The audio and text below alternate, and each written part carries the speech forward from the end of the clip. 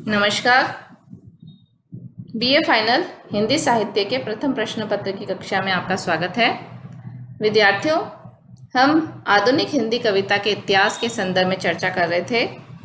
उसी कड़ी में आज हमारी चर्चा का विषय है द्विवेदी युग, जिसे जागरण सुधार काल नाम से भी जाना जाता है। विद्यार्थियों, हिंदी कविता को श्रृंगारिकता से राष्ट्रीयता, जड़ता से प्रगति तथा रूढ़ि से स्वच्छंदता के द्वार पर ला खड़ा करने वाले 20वीं शताब्दी के जो प्रथम 2 दशक हैं, उनका महत्व अत्यधिक है।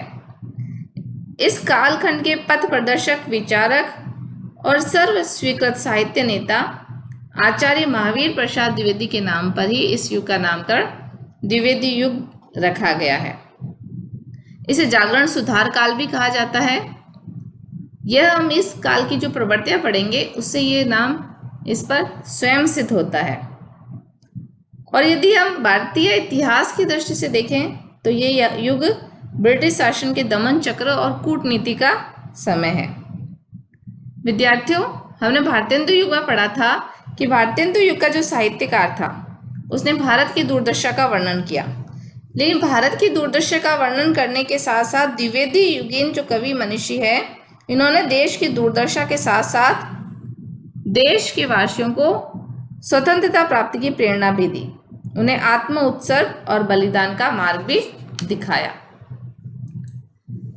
हिंदी कविता के इतिहास में 1900 से 1920 तक का जो समय है वह द्विवेदी युग के नाम से जाना जाता है। भारतीय इतिहास में यह समय ब्रिटिश शासन के दमन चक्र और कूटनीति का काल है। 1903 में आचार्य द्विवेदी सरस्वती पत्रिका के संपादक बने। उन्होंने नायिका भेद को छोड़कर विविध विषयों पर कविता लिखने, सभी प्रकार के छंदों का व्यवहार करने और सभी काव्य रूपों को अपनाने तथा गद्य और पद्य भाषा के एकीकरण का परामर्श दिया। अर्थात उन्होंने कहा कि गद्य में जो खड़ी बोली का प्रयोग किया जाता है, पद्य के लिए भी उसी भाषा का प्रयोग किया जाए। द्विवेदी युग से पूर्व की जो कविता थी वो मुख्यतः श्रृंगार, भक्ति और देशभक्ति की धाराओं के बीच में प्रवाहित हो रही थी। उस युग में हमने देखा कि समस्या पूर्ति पर भी बहुत जोर दिया जा रहा था। गद्य की एकमात्र भाषा खड़ी बोली स्वीकार कर लेने पर भी भारतेंदु काल में कविता के क्षेत्र में ब्रज भाषा का एक क्षेत्र राज्य बना हुआ था। लेकिन भारतेंदु युग के पश्चात द्विवेदी युग के आरंभ होने के साथ हम देखते हैं कि कविता के लिए भी खड़ी बोली अपनाने पर जोर दिया जाने लगा। द्विवेदी जी न केवल खड़ी बोली को अपनाने पर जोर दे रहे थे, बल्कि वह भाषा की शुद्धि और वर्तनी की एकरूपता के भी वह प्रबल समर्थक थे। काव्य भाषा व्याकरण की दृष्टि से सामान्यतः शुद्ध है तथा वर्तनी की दृष्टि से उसमें भारतेंदु युग जैसी अस्थिरता हमें दृष्टिगोचर नहीं होती है। हिंदी के छंद, संस्कृत के व्रत और उर्दू बयों का प्रयोग भी इन्होंने किया है।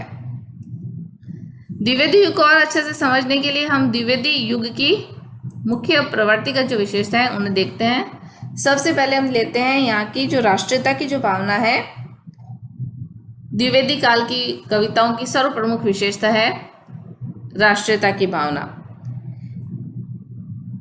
द्विवेदी कालीन जो कवि हैं उन्होंने पराधीनता को सबसे बड़ा अभिशाप बताया और उन्होंने कहा कि स्वतंत्रता प्राप्ति के लिए क्रांति और आत्म उत्सर्ग के लिए भी तैयार होना चाहिए। इन कवियों ने प्राचीन भारत का जो गौरव है उसे भी इंगित किया, भारत भूमि की श्रेष्ठता का प्रतिपादन किया, भारतवासियों में स्वयं की श्रेष्ठता के भाव बढ़ने की बात भी उन्होंने कही।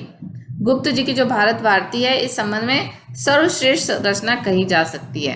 उन्होंने लिखा था, भूलोक का गौरव, प्रकृति का पुण्य लीला स्थल कहाँ, फैला मनोहर गिरि हिमालय और गंगा जल जहाँ। संपूर्ण देशों से अधिक किस देश का उत्कर्ष है उसका, कि जो ऋषि भूमि है वह कौन, भारत वर्ष है। देश की हीन दशा, धैर्य, गंभीर्य, शौर्य तथा कला कौशल के अभाव पर भी कवियों ने क्षोभ व्यक्त किया और लोगों में अपने देश की महानता के प्रति उन्होंने भाव जागृत किए। देश की आर्थिक विभिन्नता, सामाजिक कुरीतियां, रूढ़ि प्रथाओं और आडंबरों का द्विवेदी युग में स्पष्ट शब्दों में विरोध किया गया।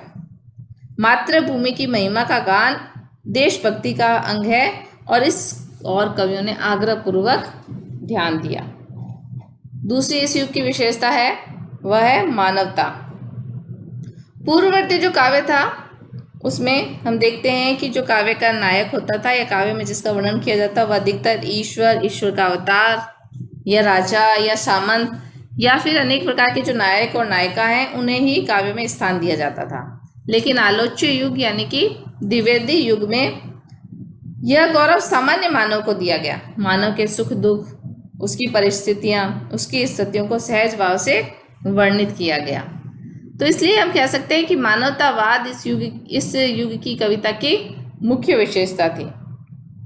दीनहीन कृषक, विधवा के दुखों का बड़ा सुंदर और मार्मिक वर्णन इन कवियों ने किया है।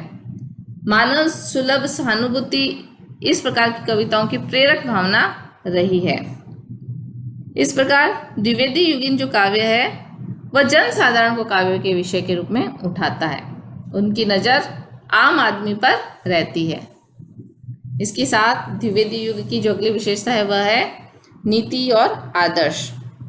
महावीर प्रसाद द्विवेदी स्वयं एक आदर्शवादी व्यक्ति थे। द्विवेदी युगीन काव्य पर उनके इस आदर्शवाद का स्पष्ट प्रभाव दिखाई देता है।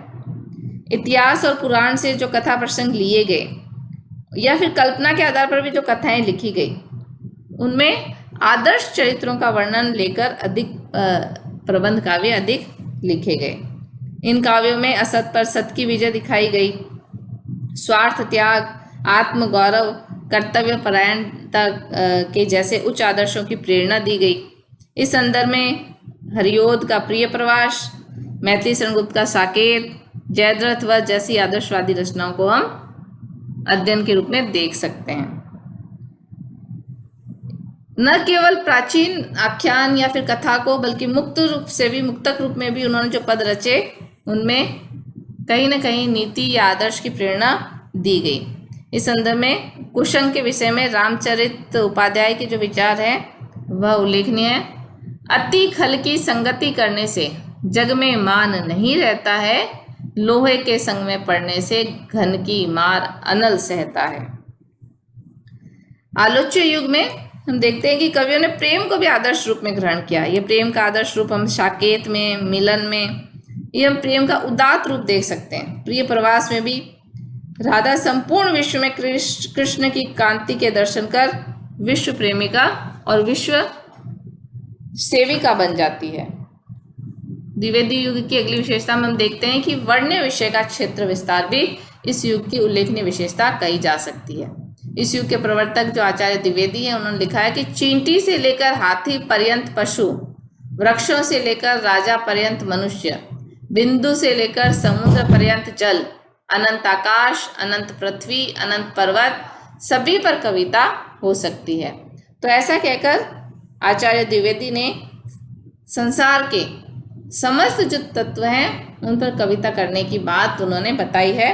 वर्ण्य क्षेत्र का विस्तार वहां तक संभव है। प्रकृति चित्रण की दृष्टि से देखें तो द्विवेदी युग में प्रकृति भी स्वतंत्र रूप से काव्य का विषय बनी। यद्यपि इससे पहले वाला जो भारतेंदु युग है उसमें हम देखते हैं कि प्रकृति का आलंबन रूप अधिक वर्णन किया गया, स्वतंत्र प्रकृति चित्रण वहां पर भी कम मिलता है। द्विवेदी युग में स्वतंत्र रूप से प्रकृति का चित्रण किया गया, लेकिन फिर भी द्विवेदी युगीन प्रकृति चित्रण में सूक्ष्मता के स्थान पर स्थूलता अधिक है, कल्पना, वैभव और उत्साह का भाव है। लेकिन फिर भी द्विवेदी युगीन जो प्रकृति चित्रण में उसमें हमें यथार्थता और ताजगी मिलती है। इसके अतिरिक्त अगली विशेषता है द्विवेदी युग में हास्य और व्यंग्य। हास्य और व्यंग्य भारतेंदु युग की मुख्य विशेषता थी। भारतेंदु युग में जैसे जिंदा दिली, चुहलबाजी, फक्कड़पन हमें दिखाई देता है वह इस युग में नहीं मिलता। लेकिन फिर भी उस युग के समान हास्य व्यंग्यपूर्ण कविता का प्राचुर्य तो यहाँ नहीं मिलता है। लेकिन फिर भी जो कुछ इस काल में हास्य व्यंग्यपूर्ण लिखा गया वह संयमित, संयत और मर्यादित है। इस युग में हम देखते हैं कि बाल मुकुंद गुप्त एक सशक्त व्यंग्यकार के रूप में उभर कर सामने आते हैं। उन्होंने तत्कालीन वायसराय लॉर्ड कर्जन को अपने व्यंग्य और हास्य का प्रमुख आलंबन बनाया। एक बार कर्जन ने भारतवासियों को झूठा कहा। उसी को लक्ष्य कर गुप्त जी ने बहुत तीखा प्रहार उन पे कहा, हमसे सच की सुनो कहानी, जिससे मरे झूठ की नानी। सच है सभ्य देश की चीज, तुमको उसकी कहाँ तमीज। औरों को झूठा बतलाना, अपने सच की डींग उड़ाना, ये ही पक्का सच्चापन, सच कहना तो कच्चापन है।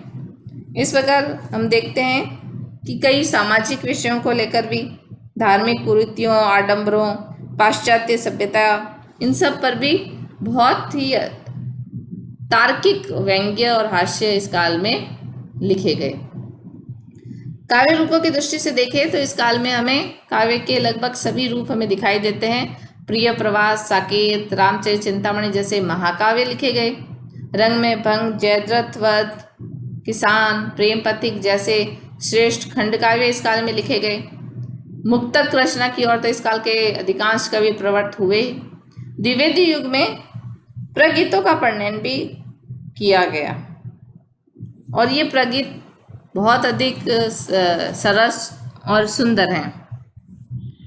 आगे हम देखते हैं जो द्विवेदी युग की सर्व प्रमुख विशेषता है, जिसके कारण इसे आज भी याद किया जाता है। द्विवेदी युग भाषा परिवर्तन की दृष्टि से बहुत अधिक उल्लेखनीय योगदान रहा। भारतेंदु युग के पश्चात महावीर प्रसाद द्विवेदी का भाषा परिवर्तन की दृष्टि से बहुत अधिक महत्वपूर्ण योगदान रहा।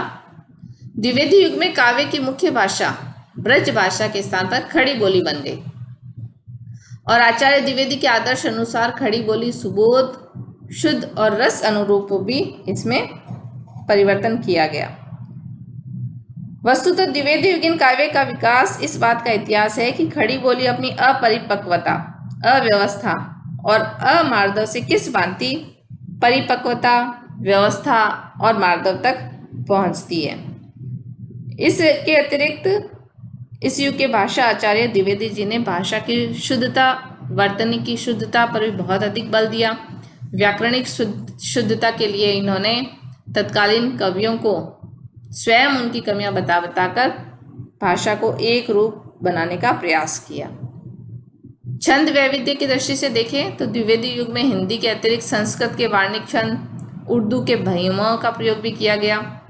आचार्य महावीर प्रसाद द्विवेदी के द्वारा जो छंद की दृष्टि से जो उल्लेखनीय कार्य किया गया, वह छंद के विशेषीकरण का परामर्श दिया, अर्थात प्रत्येक कवि को एक विशेष छंद दिया गया और उस छंद पर विशेष रूप से प्रयास करके उसी छंद में कविता लिखने के लिए प्रेरित किया गया। परिणामतः गुप्त जी हरिगीतिका, हरियोध ने वार्णिक छंद तथा उर्दू शैली के चौपदे, शंकर ने कवित्व में, पूर्ण जी ने कुंडलियां, गोपाल शरण सिंह ने कवित सवैया, गया प्रसाद शुक्ल स्नेही और भगवान दीन ने उर्दू बइयों में वैशिष्ट्य प्राप्त किया। तो छंद को विशिष्ट रूप से अपनाने की जो प्रवृत्ति थी, ये द्विवेदी जी के स्वयं का एक प्रयास था, जिससे छंद की जो शुद्धता थी, छंद का जो प्रयोग था, उसमें एक विशेषता का लक्षण हम इस युग में देख सकते हैं। तो विद्यार्थियों, हमने द्विवेदी युग के बारे में इस कक्षा में चर्चा की और जो प्रमुख बात उभर कर आई, हम देखते हैं कि इस काल में हमारे देश के गौरवगान, राष्ट्रीयता की भावना और भाषा के रूप में खड़ी बोली को अपनाने की प्रवृत्ति प्रमुख रूप से इस काल की विशेषताओं के रूप में इंगित की जा सकती है। इसीलिए इस युग का नामकरण भी जागरण सुधार काल रखा गया, जिसे इस युग की प्रवृत्तियां इस नाम से उजागर होती है। प्रमुख कवि के रूप में देखें तो इस काल में नाथुराम शर्मा शंकर, श्रीधर पाठक, महावीर प्रसाद द्विवेदी, अयोध्या सिंह उपाध्याय हरियोध, राय देवी प्रसाद पूर्ण, मैथिली शरण गुप्त, राम नरेश त्रिपाठी इत्यादि कवियों को शामिल किया जा सकता है। तो विद्यार्थियों, भारतेंदु युग और द्विवेदी युग के पश्चात आगे की कक्षा में हम हिंदी कविता के इतिहास का अगला चरण पढ़ेंगे। धन्यवाद।